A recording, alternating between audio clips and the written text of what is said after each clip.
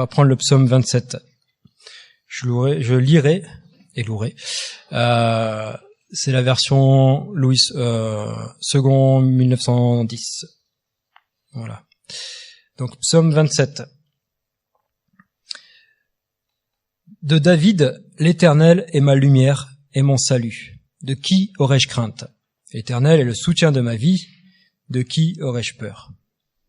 Quand des méchants s'avancent contre moi pour dévorer ma chair, ce sont mes persécuteurs et mes ennemis qui chancellent et tombent. Si une armée se campait contre moi, mon cœur n'aurait aucune crainte. Si une guerre s'élevait contre moi, je serais malgré cela plein de confiance. Je demande à l'Éternel une chose que je désire ardemment. Je voudrais habiter toute ma vie dans la maison de l'Éternel, pour contempler la magnificence de l'Éternel et pour admirer son temple. Car il me protégera dans son tabernacle au jour du malheur. Il me cachera sous l'abri de sa tente. Il m'élèvera sur un rocher. Et déjà ma tête s'élève sur mes ennemis qui m'entourent. J'offrirai des sacrifices dans sa tente au son de la trompette. Je chanterai, je célébrerai l'Éternel. Éternel, écoute ma voix, je t'invoque. Aie pitié de moi et exauce-moi. Mon cœur dit de ta part, cherchez ma face. Je cherche ta face, ô Éternel. Ne me cache point ta face, ne repousse pas avec colère ton serviteur. Tu es mon secours, ne me laisse pas, ne m'abandonne pas, Dieu de mon salut. Car mon père et ma mère m'abandonnent, mais l'Éternel me recueillera. Enseigne-moi ta voie, conduis-moi dans le sentier de la droiture, à cause de mes ennemis. Ne me livre pas au bon plaisir de mes adversaires, car ils s'élèvent contre moi de faux témoins, et des gens qui ne respirent que la violence. Oh, si je n'étais pas sûr de voir la bonté de l'Éternel sur la terre des vivants. Espère en l'Éternel, fortifie-toi et que ton cœur s'affermisse. Espère en l'Éternel. Amen. Oui, Seigneur, je te demande de tout mon cœur que tu puisses nous parler ce matin. Ouvre notre intelligence, ouvre notre cœur à ta parole, et que ton Saint-Esprit, Seigneur, puisse venir nous susurrer certaines vérités à nos oreilles, et qu'on puisse t'entendre et t'écouter. Merci. Dans ce psaume, donc c'est un psaume de David, et il commence par parler de ses sentiments. Il évoque ses sentiments, sa façon d'être. Et ce qui est étonnant, c'est que le titre de ce psaume, pour certains théologiens, ou commentateurs ont donné, c'est la sécurité dans le Seigneur. Ou alors on a d'autres titres, c'est le triomphe de la foi. Et en fait, il parle non seulement du triomphe de la foi, mais aussi d'un désir, d'une espérance, d'une attente de la part de David. Et David, j'ai remarqué déjà dans certains psaumes qu'on a déjà étudiés, ou que j'avais déjà fait, par exemple le psaume 22, il parle souvent d'oppression, d'attaque, ou je sais pas si vous vous souvenez, dans le psaume 22, il parlait des bêtes féroces. Il disait qu'il était nu comme un ver. Je crois que j'avais mis une photo même d'un ver tout nu. Enfin, tout nu. Forcément, il va pas être habillé, mais d'un ver. Il parle qu'il était environné par des taureaux de Basan. C'était des grosses bêtes puissantes. Les chiens errants, etc. Et puis, il parle de guerre. Il se lamente, etc. Et la catégorie de ce psaume, parce que les psaumes peuvent être rangés en plusieurs catégories, c'est la catégorie des lamentations. Ce psaume fait partie d'un psaume de lamentation.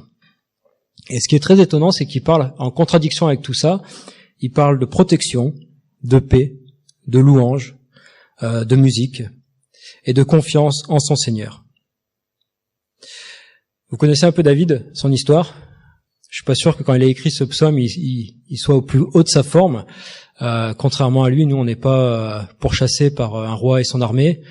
On n'est pas à se cacher dans une caverne ou quoi que ce soit. Et je pense que quand il a écrit ce psaume, il devait craindre certainement à sa vie. Et pourtant, il garde la foi et il a confiance en ce que le Seigneur lui apporte, la sécurité. Je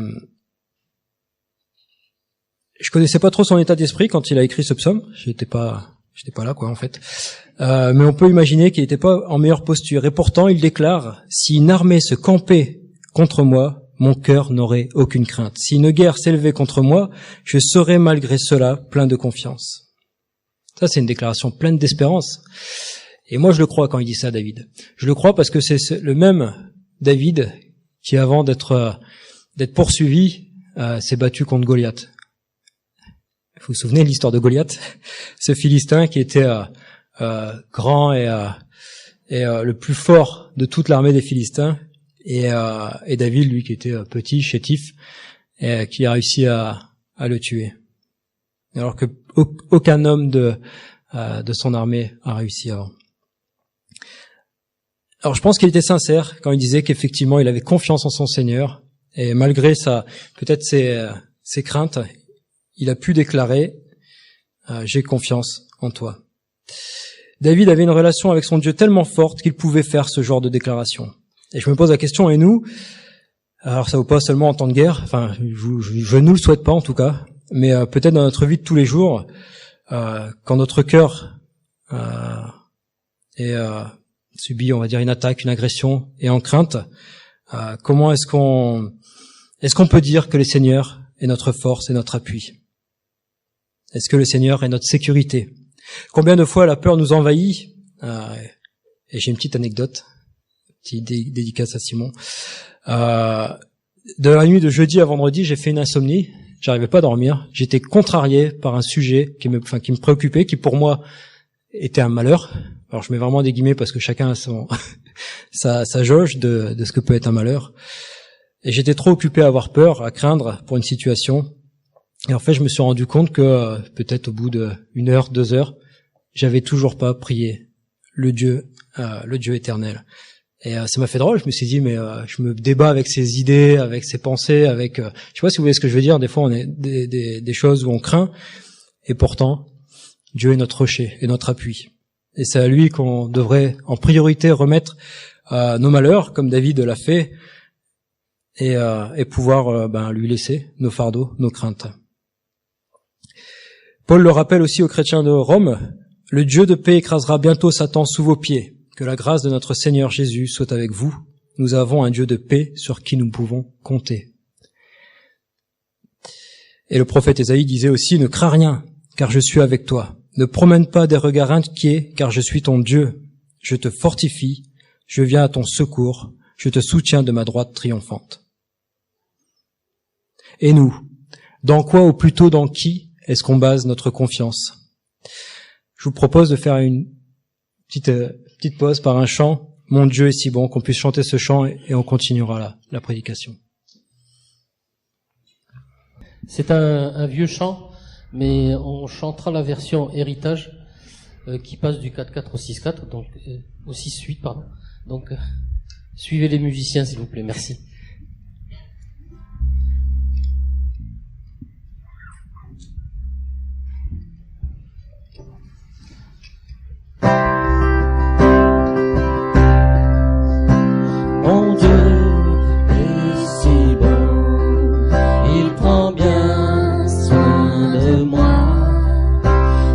Dieu si fidèle, sais-tu qu'il pense à toi?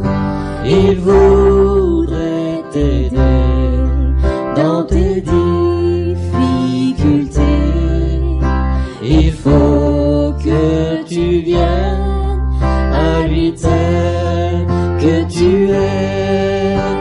Dieu sait si bien ce qui te semble lourd, qui te fait mal, te trouble chaque jour. Il connaît tes besoins, ta peur du lendemain. Avec mon Dieu, tu sais tout ira bien. Il vit à jamais, c'est un Dieu tout-puissant. Il te répondra, viens à lui simplement. Quand tout semble noir, triste et désespéré, sais-tu que là-haut, tu n'es pas oublié. Oh Dieu sait si bien ce qui te semble lourd, qui te fait mal, te trouble chaque jour. Il connaît tes besoins, ta peur du lendemain. Avec mon Dieu, tu sais tout ira bien.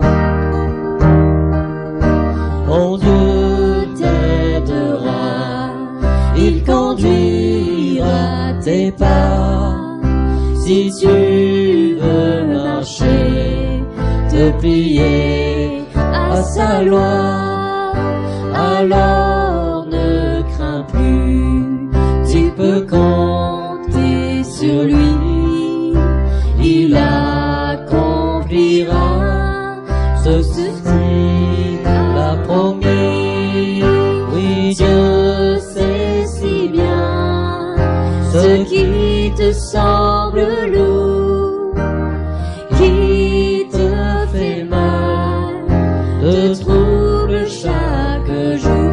Il connaît tes besoins, ta peur du lendemain. Avec mon Dieu, tu sais tout ira bien.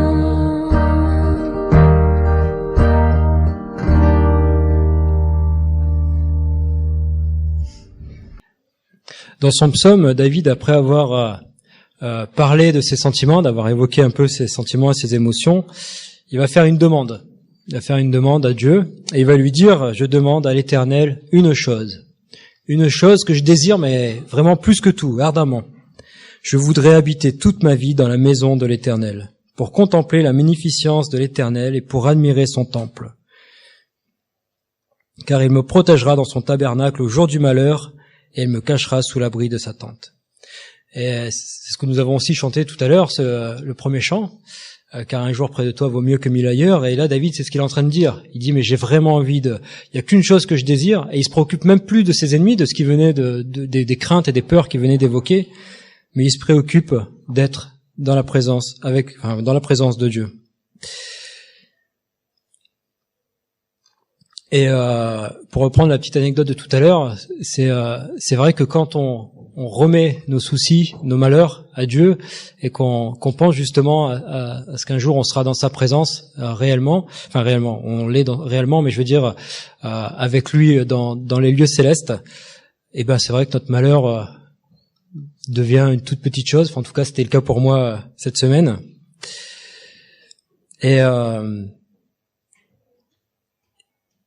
ce que je veux aussi dire ce matin, c'est que nos soucis, quand, je sais pas, peut-être ça peut être suite à une agression ou une mauvaise nouvelle, que ce soit pas quelque chose qui nous affecte et qui nous éloigne de Dieu, mais qu'au contraire, elle puisse nous rapprocher de Dieu et qu'on puisse se souvenir des bénédictions de Christ, de sa force, de sa paix, de sa bonté, et qu'on se concentre non pas comme David sur nos malheurs, sur nos persécutions, mais plutôt sur les promesses et les bénédictions de l'Éternel. À la maison de l'Éternel, c'était là où il y avait le culte qui s'y célébrait, et c'était pour David une des choses les plus importantes pour lui. Il désirait chercher l'Éternel. Du coup, la question que je pose maintenant ce matin est pour nous. Est-ce que Jésus ne nous invite pas non plus à ce qu'on le recherche? Quand je pense à la recherche de Jésus, je pense beaucoup à l'histoire de Marthe et Marie. Je pense que je ferai bon, on la connaît peut-être, mais je referai peut-être un prêche dessus, mais Marie, à ce moment-là, avait choisi la bonne part, c'était d'écouter et d'être en présence de Christ, alors que sa sœur, elle s'agitait. Je suis pas sûr que ce soit sa sœur, Marthe, si. Elle s'agitait, elle faisait tout pour que les choses, on va dire secondaires, on va dire, soient bien faites. Et pourtant, Marie, elle recherchait le Seigneur. Et qu'on soit aussi dans cette situation-là, qu'on puisse rechercher le Seigneur. Qu'est-ce qui nous importe dans notre vie? Comment réagissons-nous face au malheur? Et bien sûr, chacun met ce qu'il veut derrière le mot malheur. Ce qu'il veut, ce qui pour lui peut être un malheur. S'il y a bien une chose que nous pouvons faire constamment, qu'on soit en fuite, comme David à ce moment-là, qu'on soit en train de se cacher, ou qu'on soit tranquillement chez nous, n'importe où et dans n'importe quelle situation, c'est d'avoir accès au Père par Christ. Et ça, c'était une chose que m'avait dit, c'est un petit moment nostalgique, que m'avait dit ma mère justement quand j'étais petit, ça m'avait scotché. Elle m'avait dit, mais tu sais, tu peux toujours prier. Elle a dit, il peut se passer n'importe quoi autour de toi, tu peux prier, et ça, c'est quelque chose qu'on t'enlèvera pas. Hébreux 10, verset 19, il est écrit, ainsi donc, frères, puisque nous avons, au moyen du sang de Jésus, une libre entrée dans le sanctuaire. Et David nous invite à rechercher de tout notre cœur le Seigneur. Et il le dit après au verset 8, je cherche ta face, ô Éternel. Et ensuite, après avoir dit cela, il loue l'Éternel, il le prie, et il lui dit cette parole aussi assez, je trouve effrayante. Car mon père et ma mère m'abandonnent, mais l'Éternel me recueillera. Il parle de la fidélité de Dieu. Éternel, enseigne-moi ta voie, conduis-moi dans le sentier de la droiture. Même si tout se casse la figure, moi c'est comme ça que je le vois dans mon esprit, si tout s'écroule autour de nous, l'Éternel nous recueille et qu'on puisse chercher à toujours être enseigné par lui.